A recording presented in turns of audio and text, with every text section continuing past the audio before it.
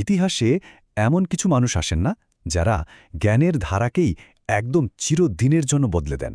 ইমাম বুখারী ছিলেন ঠিক তেমনই একজন, বিশুদ্ধতার এক অতন্ত্র প্রহরী। চলুন আজ তার সেই অবিশ্বাস্য কাহিনীটাই শোনা যাক।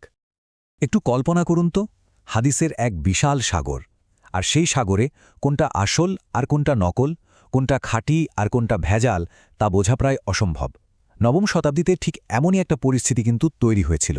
মানে চারপাশে এত এত বর্ণনা, এর মধ্যে কোনটা সত্যিই নবী সাল্লাল্লাহু আলাইহি সাল্লামের কথা সেটা খুঁজে বের করাটা ছিল এক বিশাল বিশাল চ্যালেঞ্জ। ইমাম বুখারীর সময়ের আগে ব্যাপারটা কি ছিল জানেন? সহি মানে বিশুদ্ধ হাদিস আর দয়ীফ মানে দুর্বল হাদিস, এর সবই প্রায় একসাথে মিশিয়ে ফেলা হতো। ভাবুন তো অবস্থাটা, সাধারণ মানুষের মধ্যে তো ব্যাপক বিভ্রান্তি তৈরি হবেই। তাই তখন এমন একটা পদ্ধতির দরকার ছিল যা সত্যকে মিথ্যা থেকে ছেঁতে আলাদা করতে পারে, ঠিক যেন চাল থেকে কাঁকড় বেছে ফেলার মতো।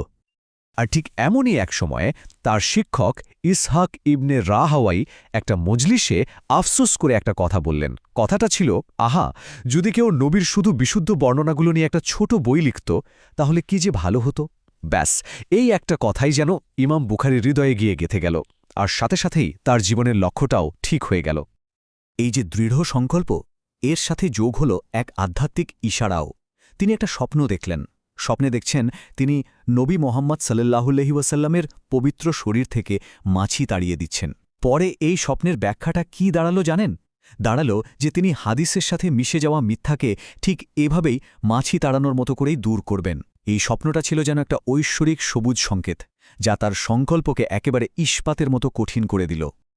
তো এত বড় একটা দায়িত্ব পালন করা তো আর চারটিখানি কথা না, তাই না? এর জন্য তো বিশেষ প্রতিভা লাগে।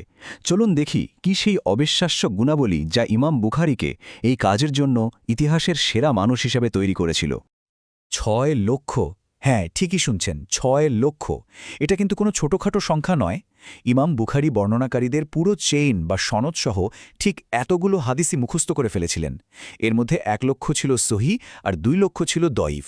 ভাবা যায় কি অসাধারণ, অবিশ্বাস্য এক স্মৃতিশক্তি। তো তার এই অবিশ্বাস্য স্মৃতিশক্তির সবচেয়ে বড় পরীক্ষাটা হয়েছিল বাগদাদে। সেখানকার 10 জন সেরা আলেম মিলে তাকে পরীক্ষা করার জন্য একটা কঠিন প্ল্যান করলেন। তারা কি করলেন? 100টা হাদিসের মূল কথা আর বর্ণনাকারীদের যে চেইনটা আছে সেটাকে ইচ্ছে করে ওলটপালট করে দিলেন। এবার একে একে আলেমরা সেই ওলটপালট করা হাদিসগুলো পড়তে শুরু করলেন, আর প্রতিটা হাদিস শোনার পর ইমাম বুখারী খুব শান্তভাবে একটাই উত্তর দিলেন, না, এই হাদিসটা তো আমার জানা নেই। তার এই উত্তরে মজলিসের সবাই তো একদম ধাঁধায় পড়ে গেল। সবাই ভাবতে শুরু করল, তাহলে কি ইমাম বুখারীর এত নামডাক সব কি শুধু গুজব? কিন্তু এরপর যা ঘটল তা ছিল এক কথায় অবিশ্বাস্য। 10 জন আলেম যখন তাদের সব হাদিস বলা শেষ করলেন, ইমাম বুখারী একে একে প্রত্যেকটা ভুল হাদিস ঠিকঠাকভাবে বলে দিলেন।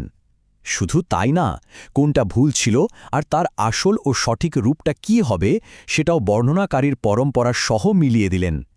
তার এই স্মৃতিশক্তি আর জ্ঞানের গভীরতা দেখে উপস্থিত সবাই লিটারালি বাকরুদ্ধ হয়ে গিয়েছিল। তবে দেখুন, একজন মানুষের মহত্ব তো শুধু তার জ্ঞান দিয়ে মাপা যায় না, তাই না? মাপতে হয় তার চরিত্র দিয়েও। আর ইমাম বুখারীর চরিত্র ছিল তার জ্ঞানের মতোই একদম ইস্পাতের মতো অটুট আর খাঁটি সোনার মতো খাঁটি। যেমন ধরুন এই ঘটনাটা, একবার তিনি সমুদ্র যাত্রায় বেরিয়েছিলেন আর তার সাথে ছিল 1000 স্বর্ণমুদ্রা। ভাবুন, সেই সময় 1000 সোনার মুদ্রা মানে কি বিশাল একটা ব্যাপার। তো সেই জাহাজে এক চোর ছিল যে তার এই সম্পদ হাতিয়ে নেওয়ার ফন্দি আঁটল।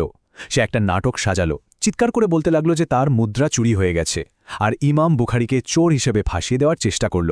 একটু চিন্তা করে দেখুন, যদি তখন তল্লাশি করে ইমাম বুখারীর কাছে ওই স্বর্ণমুদ্রাগুলো পাওয়া যেত তাহলে কি হতো? তার সম্মান, তার সংগৃহীত হাদিসের নির্ভরযোগ্যতা সবকিছু এক মুহূর্তে ধুলোয় মিশে যেত। ইমাম বুখারী তখন এক কঠিন সিদ্ধান্তের সামনে দাঁড়ালেন। একদিকে তার বিশাল সম্পদ, আর অন্যদিকে সেই জ্ঞান যার জন্য তিনি নিজের জীবন উৎসর্গ করেছেন, সেই জ্ঞানের সম্মান। তিনি কোনটা বাঁচবেন? তিনি দ্বিতীয়টাই বেছে নিলেন। খুব গোপনে তিনি সেই 1000 স্বর্ণমুদ্রার থলেটা সমুদ্রে ফেলে দিলেন। পরে তিনি বলেছিলেন, হাদিসের পবিত্র জ্ঞানের অসম্মান ঠেকাতে আমি আমার সম্পদকে বিসর্জন দিয়েছি। অবিশ্বাস্য! এই রকমই অসামান্য চরিত্র আর জ্ঞানকে পুঁজি করে তিনি শুরু করলেন তার জীবনের সবচেয়ে বড় কাজটা, সহিহ আল বুখারী লেখা। আর এই একটা বই লিখতেই তার সময় লেগেছিল দীর্ঘ 16 বছর। আর এই বইটা লেখা কিন্তু তার কাছে শুধু একটা একাডেমিক কাজ ছিল না, একদমই না। এটা ছিল তার জন্য একটা একনিষ্ঠ ইবাদত। তিনি এই মহান কাজটা শুরু করেছিলেন মদিনাতে, মসজিদে নববীতে বসে। আর তার নিষ্ঠাটা একবার ভাবুন। প্রত্যেকটা হাদিস বইতে লেখার আগে তিনি গোসল করতেন আর 2 রাকাত বিশেষ নামাজ আদায় করে আল্লাহর কাছে সাহায্য চাইতেন। এখন প্রশ্ন হল, কিসের ভিত্তিতে তিনি একটা হাদিসকে সহিহ বা বিশুদ্ধ বলে গ্রহণ করতেন? এখানেই আসল ব্যাপারটা। তার শর্ত ছিল অবিশ্বাস্য রকমের কঠোর। একটা হাদিসের চেনে পরপর 2 জন বর্ণনাকারীর মধ্যে যে সামনাসামনি দেখা হয়েছিল সেটাকে তিনি প্রমাণিত চাইতেন, মানে প্রমাণ থাকতে হবে যে তাদের দেখা হয়েছে। অন্যদিকে ইমাম মুসলিমের মতো অন্য স্কলারদের শর্তটা একটু শিথিল ছিল। তারা মনে করতেন 2 জনের দেখা হওয়াটা যদি সম্ভব হয়, মানে তারা একই সময়ে একই জায়গায় থাকতেন, তাহলেই চলবে। ইমাম বুখারীর এই যে কঠোর শর্ত, এটাই সহিহ বুখারীকে নির্ভরযোগ্যতার একদম চূড়ায় নিয়ে গেছে। তো তার এই 16 বছরের কঠোর পরিশ্রমের ফলটা কি হলো? চলুন এবার তার রেখে যাওয়া লিগেসি আর তার সুদূর প্রসারী প্রভাব নিয়ে একটু কথা বলি। আমরা তো বইটাকে সহিহ বুখারী নামেই চিনি, তাই না? কিন্তু এর পুরো নামটা শুনলে এর উদ্দেশ্যটা আরও পরিষ্কার হয়ে যায়। নামটা হলো আল জামি আল মুসনাদ আল সহিহ। চলুন একটু ভেঙে দেখি। আল জামি মানে হলো ব্যাপক বা কম্প্রিহেন্সিভ। আল সহিহ মানে হলো বিশুদ্ধ, মানে এখানে শুধু অথেন্টিক হাদিস আছে। আর আল মুসনাদ মানে হলো প্রত্যেকটা হাদিসের বর্ণনাকারীর চেইন একদম নবী সাল্লাল্লাহু আলাইহি ওয়াসাল্লাম পর্যন্ত সংযুক্ত, কোনো গ্যাপ নেই। জ্ঞানের মর্যাদার ব্যাপারে তিনি ছিলেন একেবারে আপোষহীন। এর একটা দারুণ উদাহরণ আছে। একবার বুখারার আমির তাকে বললেন, আপনি আমার রাজপ্রাসাদে এসে আমার ছেলেদেরকে আলাদাভাবে পড়িয়ে চান। ইমাম বুখারী কি করলেন? তিনি সরাসরি না করে দিলেন। আর যে কথাটা বলেছিলেন সেটা শোনার মতো। তিনি বললেন, আমি জ্ঞানকে শাসকদের দরজায় নিয়ে গিয়ে অপমানিত করতে পারব না। কি অসাধারণ কথা! আর এই নীতির ওপর অটল থাকার জন্য তাকে কিন্তু অনেক বড় মূল্য দিতে হয়েছিল। ওই ঘটনার পরেই তাকে তার নিজের প্রিয় শহর বুখারা থেকে নির্বাসনে পাঠিয়ে দেওয়া হয়। কিন্তু দেখুন, জ্ঞানের সম্মান রক্ষার জন্য তিনি এই কঠিন মূল্যটাও হাসিমুখে দিতে প্রস্তুত ছিলেন। কিন্তু নির্বাসন দিয়ে কি আর তার প্রভাবকে থামানো যায়? যায় না। প্রায় 90,000 ছাত্র সরাসরি তার কাছ থেকে সহিহ বুখারী শুনেছেন, শিখেছেন। আর সেই ছাত্রদের মধ্যে কারা ছিলেন জানেন? ইমাম মুসলিম, ইমাম তিরমিজির মতো দিকপালেরা, যারা নিজেরাও পরে এক একজন কিংবদন্তি হয়ে উঠেছিলেন।